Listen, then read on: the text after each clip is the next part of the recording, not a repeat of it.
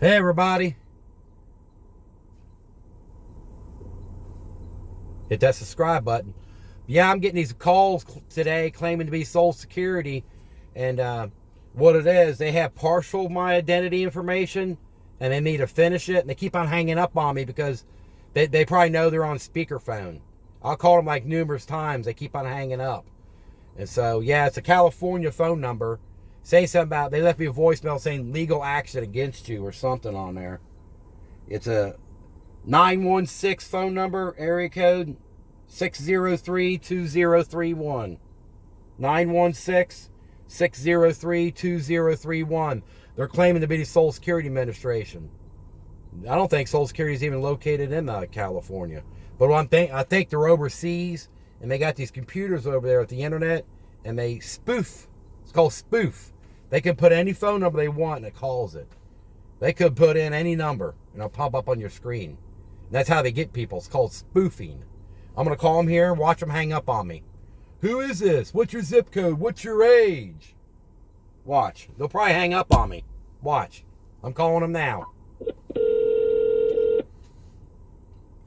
Department of Social Security Administration, how may I help you? Yeah, I had a missed call about 5 minutes ago from this phone number, and they left me a voicemail saying something about legal action against you or something. So you received today early in the morning? Yeah, they called me like 5 or so minutes ago, left me a voicemail saying legal action against you about something. To call back. So is this Michael Hauser? Yeah. Right, how are you doing today? Okay. So the reason you were contacted today was to inform you regarding some legal enforcement actions filed under your name, as we have received trials of criminal activities going under your Social Security number. Are you aware about that? I don't even have a Social Security number. I'm sorry? Social Security is for ID purposes. So you say somebody got my ID? Someone's got my Social Security number Yes. using it? Is it from that Equifax data breach? Sir. Did they get it from that Equifax data breach? That information's on the dark web because of them buttholes? That's what happened. Yeah, Equifax had a data breach, and these morons from Equifax left their database open for like 65 days, and people stole everybody's information, like their social, their address, date of birth, driver's license number. They sold all that. Okay. So, and my information... So is your current... My information is all over the dark web. Okay.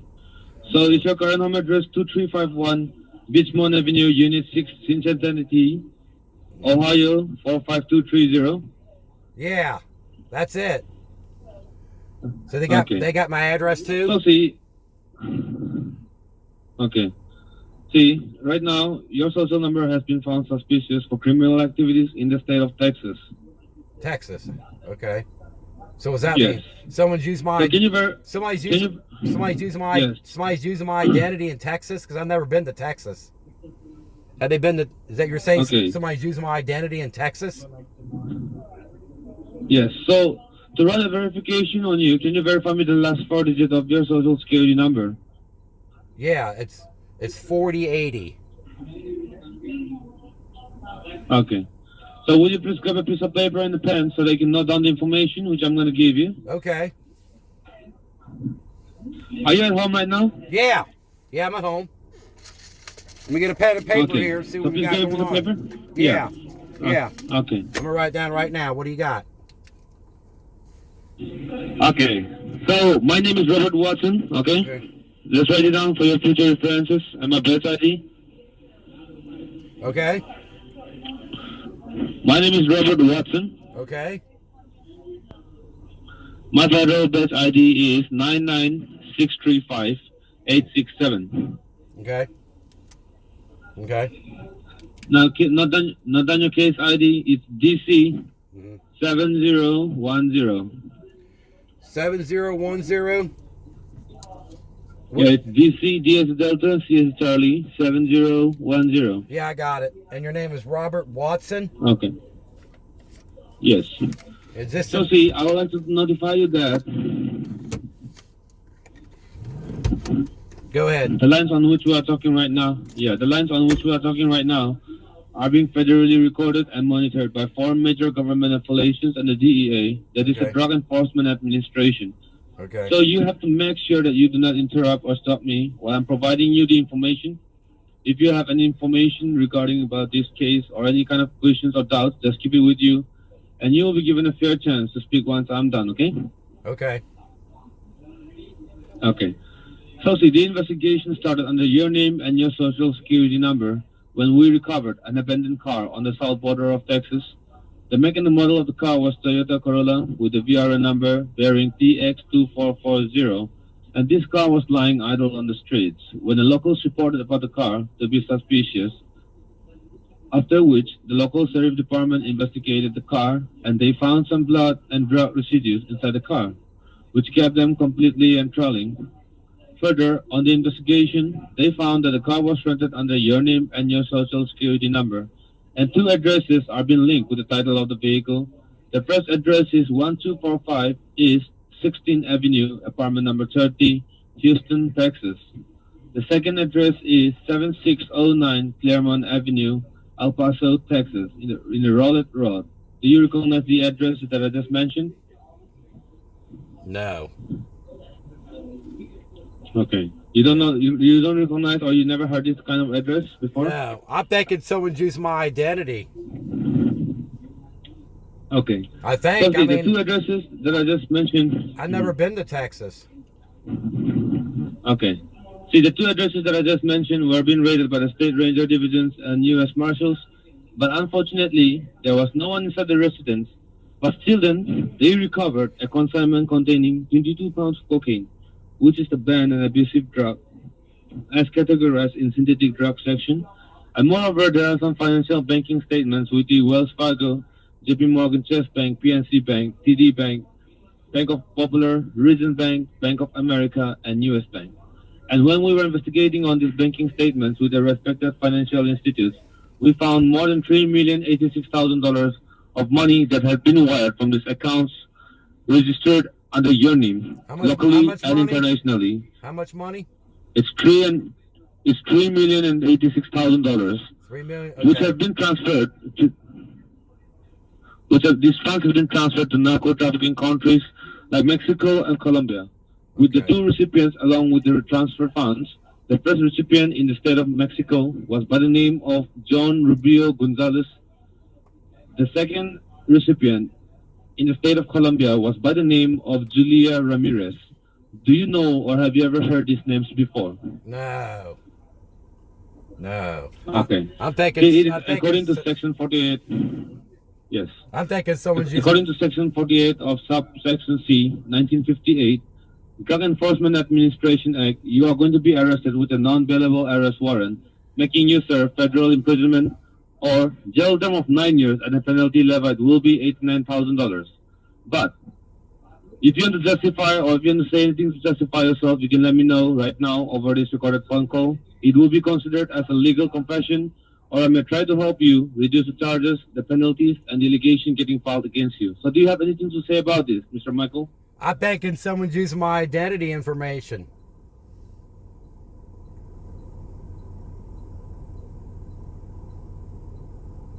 That's what I'm thinking that happened. You know what I mean? Yes. So, I don't know. So as you are pulling me on this federal recorded line, that information that I just shared with you and the fraudulent activities that I just mentioned were not done by you, and you don't have any idea about this, right? Right. Okay. So there is a chance of possibility that someone might be having a fully access to your personal information, as you have mentioned, Right. and you might be a victim of identity theft. Right. So now it is not an easy thing to hold an arrest warrant, but if you agree to help the Department of Treasury in this case, then and then only we will be able to put your case and your arrest warrant on hold, as we have to find the real culprits who have misused your personal information toward these fraudulent activities and let you do such kind of problems right now which you are facing. So what is your intention toward this case file, which is going to be executed once this line gets disconnected? Do you agree to help us? What all you need? How can I help? I'm sorry? What all you need from me? Well, we don't need anything from you. We just need your cooperation. We just need your cooperation to help us find the real culprits, Okay. because we really don't know who the real culprits are as of right now. Okay, so Okay. you must keep this call, this message, this case confidential because right now it may be your friends, your colleague, or whoever it may be. We really don't know about that, so you keep it confidential. And by the way, are you on speaker mode? No. I'm on Bluetooth. Okay, okay, you're on Bluetooth. Are you driving or No.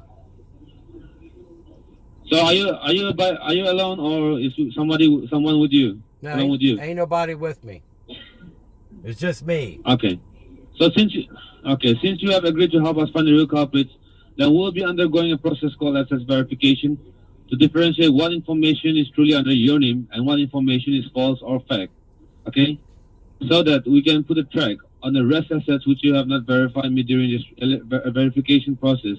And whenever the culprit try to access any of the assets that you have not verified me during this asset verification, then we will be able to locate them, put a track on them, and put them behind the bars and catch them red-handedly, okay? Okay. So in the meantime, I will be filling up your asset declaration form, which I'm going to appeal to the courthouse that you are not a victim. I mean, you're not a culprit nor a suspect, but you're as a victim of an identity theft, okay, to prove you're innocent. Okay. So in order to prove you're innocent, this is the only recording file that we have got under your name because we are going to play this very recording file inside the courthouse to prove you're innocent toward this case, okay? Okay. And I'm going to enact your ADR and OCR. Do you know what that stands for, OCR and ADR? No. No. OCR stands for out of court restitution. That means we'll be solving this case outside of the courthouse on this federally recorded line that you are not the culprit. And ADR means for alternative dispute restitution, which means we will be proving to the courthouse that while we are avoiding your arrest warrant, since you are a victim of an identity theft, okay? Okay. Okay, so let's come to asset verification. First of all, as we have found an abandoned car, do you drive any vehicle which is registered under your name? Do you own a car? No, I don't. No cars. Have you ever owned a car before? No. Okay. So you don't have a driver license, right? Right. No driver's license. Okay. I don't drive. Okay. Okay, so how many financial institutions are you involved in? Like how many banks do you have? Oh, I don't deal with banks. You don't deal with banks. I never dealt with any banks. No. Are you employed? Nope. Okay, so are you like employed or unemployed? No, I don't work. You don't work. So how are you like surviving your livelihood? How are you surviving? How are you spending your livelihood? I'm retired. Okay, so do you have any plans for retirement? Like 401 or an IRA plan? No, like I said, I don't deal with banks. Okay, so like, do you have any receiving benefits from the Social Security, the SSI benefits? No. Social Security. Any retirement plans? Nope. Social Security's bankrupt. Social Security bankruptcy? Okay. Yeah. They don't have money to pay people. Especially with this pandemic going on, that's really going to hurt them. That revolving door is going to stop. Okay. You know what I mean? Mm-hmm. Yeah. So like, who take care of you? Like, who looks after you? Myself. Like, so if you're not working, or if you're not receiving any money, or if you don't have any savings, how are you surviving? Are you trying to hide something from me? No. I saved money up when I was working. I'm living off the money. But I don't put my money in the bank. Okay, so like, the banks are not safe. So like, they can't. Are you using any kind of cards, like a prepaid credit cards? No, hell no. Best Buy, Netflix, No. PayPal, Discover. Nope. Okay, so like you have saved your money in the form of cash in your house. Yes, cash. Cash is king. So you keep cash with you. Cash is key. Cash is king. No cards, no banks. Okay, so what is the amount that you have in your hand? How much do you have in cash? I don't know. I have to go count it. I know. Yeah, do you count it? As we have the proof that you are not involved in money laundering or any kind of drug trafficking. No. What is the? No money laundering. What is the Okay, so what is the approximate amount that you have in your hand? I don't know. Just check it out. I have to go in the safe and count. It's going to Because take time to state. I mean, I don't know how much is in there. You know what I mean? I mean, I get a pension, and I got money in my safe. In your safe, is it inside your house or where do you keep? Yeah, it's in the ground. Yeah. In the ground. Yeah. The floor safe. So you hide your money in the ground. It's a floor safe. It's in the floor. Like how? What is the approximate that you have? Because if the two officers come to your doorstep tomorrow, if they take your house and your belongings, if they find any money in your hand, then obviously you are dealing in money laundering. No, it's not money laundering. So in order to prove that, we have to mention it in the asset declaration form, which I'm going to submit to the courthouse. Yeah, I got So receipts. you need to tell me the approximate amount that you have in your house. I'll have to call you back and give you that amount. I don't know offhand. See, as per the law, you have to stay connected until the time we disconnect the call, because we have to keep this recording file active, because we are going to play this recording file inside the courthouse as a proof of evidence, as I have told you earlier. Okay. You can just tell me the approximate amount that you have. 20 grand.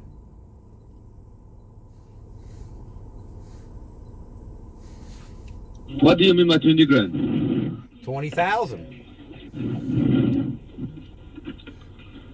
Where did that money come from? Pension checks. Pension. So is it in the form of check or is it in the form of cash? I check, but I cash it. You have in cash with you? Yeah. Hold on a second.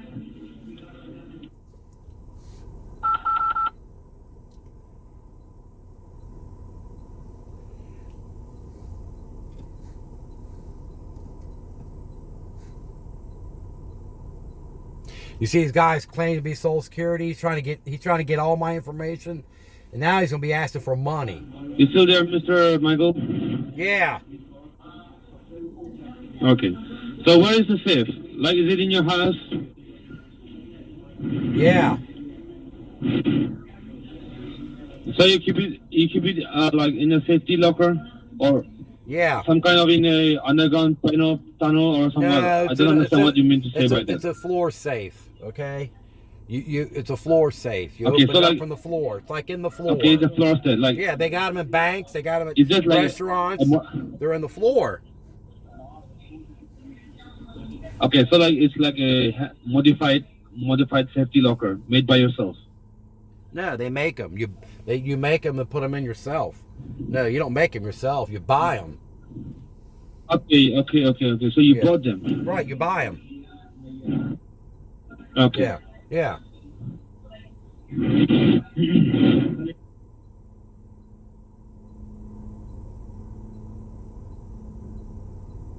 I hung up on them. So I've been on here for 20 minutes with these guys. They're a bunch of con artists. This is a scam. Matt, God, they're scammers. Watch him try to call me back.